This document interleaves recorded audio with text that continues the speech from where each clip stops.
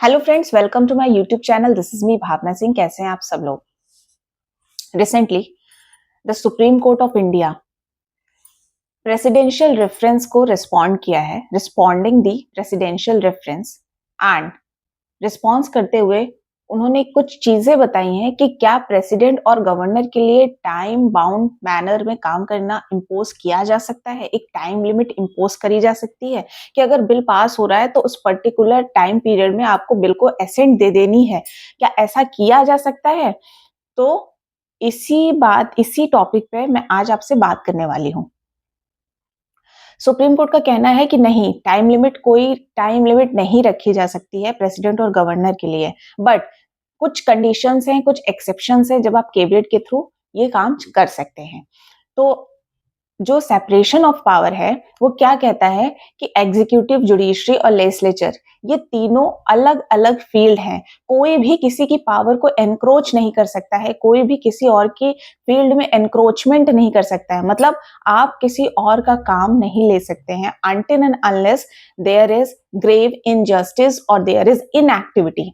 अगर कोई काम नहीं हो रहा है तो उसके लिए एक्शन लिया जाएगा, बट आप किसी के काम पे हस्तक्षेप या इंटरवीन नहीं कर सकते हैं। तो ये जो जजमेंट था, इसने बाउंड्रीज सेट करी कि लेजिस्लेचर, एग्जीक्यूटिव और जुडिशरी की अपनी बाउंड्रीज है, अपनी फील्ड में काम है, वो अपना काम देखेंगे। कोई किसी की फील्ड में कोई किसी की ब्रांच में इंटरवीन नहीं करेगा जब तक जरूरी ना लगे।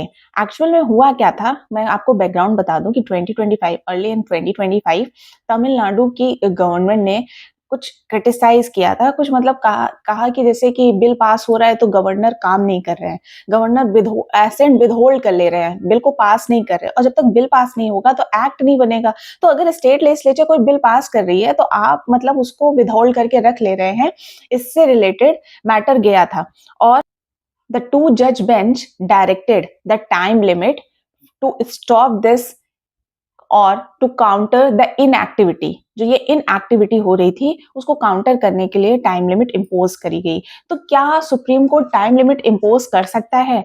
क्या एक टाइम लिमिट इम्पोज करने के बाद प्रेसिडेंट और गवर्नर बाउंड है कि उस टाइम लिमिट, उस टाइम ड्यूरेशन में वो काम करें? तो हुआ क्या, जैसे आर्टिकल 200 और 201 ऑफ इंडियन कॉन्स्टिट्यूशन, 200 कहता है कि गवर्नर के पास पावर है कि अगर कोई बिल पास करता है स्टेट लेजिस्लेचर तो वो बिल को एसेंट दे सकते हैं, विदहोल्ड एसेंट कर सकते हैं, या रिकंसिडरेशन के लिए वापस रिटर्न कर सकते हैं। इफ इन केस अगर वो रिजर्व करते हैं तो रिजर्व कर सकते हैं प्रेसिडेंट के एसेंट के लिए। बट वहां पे ऐसी कोई टाइम लिमिट या टाइम बाउंड मैनर में काम करने के लिए कुछ भी प्रिस्क्राइब नहीं किया गया है। ठीक उसी तरीके से आर्टिकल 201 ऑफ इंडियन कॉन्स्टिट्यूशन जो प्रेसिडेंट को पावर देता है कि कोई अगर बिल पास हुआ है तो वो उसको एसेंट दे सकते हैं, विदहोल्ड एसेंट कर सकते हैं, या रिकंसिडरेशन के लिए रिटर्न कर सकते हैं। वहां पर भी कोई टाइम बाउंड या कोई भी टाइम लिमिट प्रिस्क्राइब नहीं है। तो जब कॉन्स्टिट्यूशन में कोई टाइम लिमिट नहीं है, कोई टाइम बाउंडेशन नहीं है, तो स्पेसिफिकली जुडिशरी ये चीजें नहीं कर सकते हैं। तो रिसेंटली इन अप्रैल 2025 एक वर्डिक्ट आया in a landmark ruling. The honourable supreme court की डायरेक्शन दिए कि प्रेसिडेंट और गवर्नर को एक टाइम बाउंड मैनर में काम करना चाहिए। अगर जो है एक बिल स्टेट लेजिस्लेचर ने पास किया है तो उसको 1 महीने में गवर्नर को एसेंट देनी है। फर्दर अगर वो बिल रिकंसिडरेशन के लिए रिटर्न कर दिया गया है और फिर वो आया है वापस, वो बिल फिर से आया है, तो आप गवर्नर को 1 महीने में उसको एसेंट प्रोवाइड कर देनी है।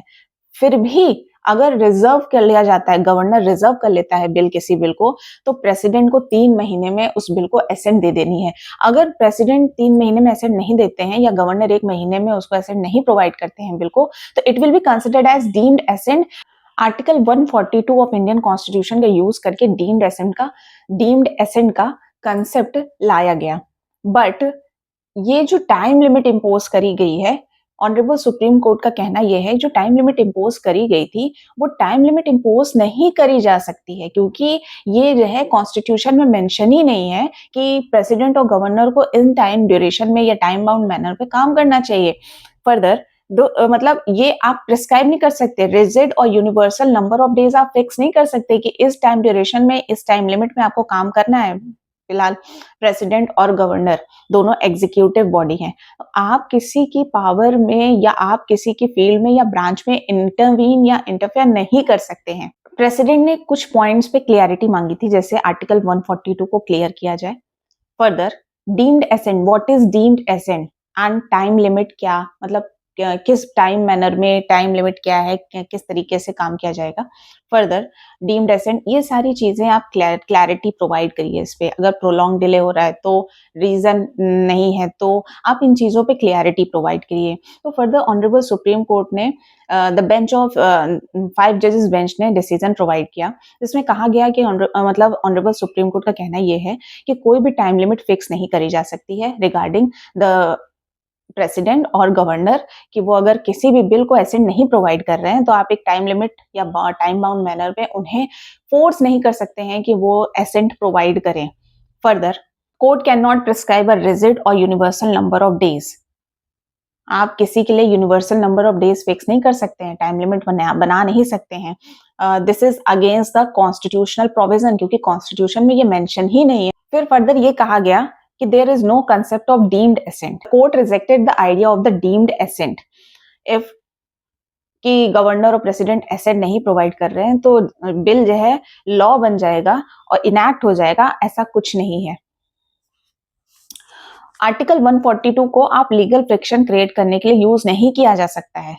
You can not use article 142 of Indian constitution to create legal fiction, कि आप जो है फोर्सफुली मतलब अगर एसेंट प्रोवाइड नहीं करी जा रही तो आप डीम्ड एसेंट दे दिए, क्योंकि डीम्ड एसेंट का जो कंसेप्ट लाया गया वो आर्टिकल 142 ऑफ इंडियन कॉन्स्टिट्यूशन का यूज करके लाया गया।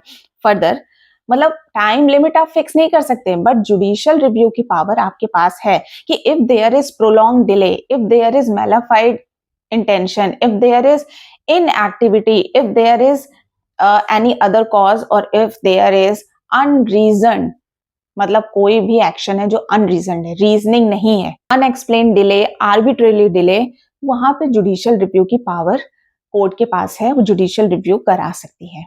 तो मतलब ये आपने देखा कि कैसे सुप्रीम कोर्ट ने यू टर्न लिया, पहले टाइम लिमिट फिक्स करी गई, फर्दर अब वो टाइम लिमिट को हटा दिया गया है, मतलब यू टर्न लेके, क्योंकि ऐसा कॉन्स्टिट्यूशन में मेंशन नहीं है, ऐसा कहीं प्रोवाइडेड नहीं है किसी प्रोविजन में कि टाइम लिमिट फिक्स करी जा सकती है, बट जुडिशियल रिव्यू की पावर कोर्ट के पास है। तो अगर आप आर्बिट्रेरी मैनर में काम कर रहे हैं, या आप इनएक्टिव हैं, या आप जो है प्रोलॉन्ग डिले कर रहे हैं, या आज जो है कोई भी बिल आपने बहुत लंबे टाइम से अपने पास रिजर्व रखा है, तो जुडिशियल रिव्यू की पावर यूज करके उसमें इंटरफेयर किया जा सकता है। आपकी क्या राय है? Do let me know in the comment section. अगर आप हमारे चैनल पे नए हैं तो लाइक सब्सक्राइब करना मत भूलिएगा। Thank you for watching.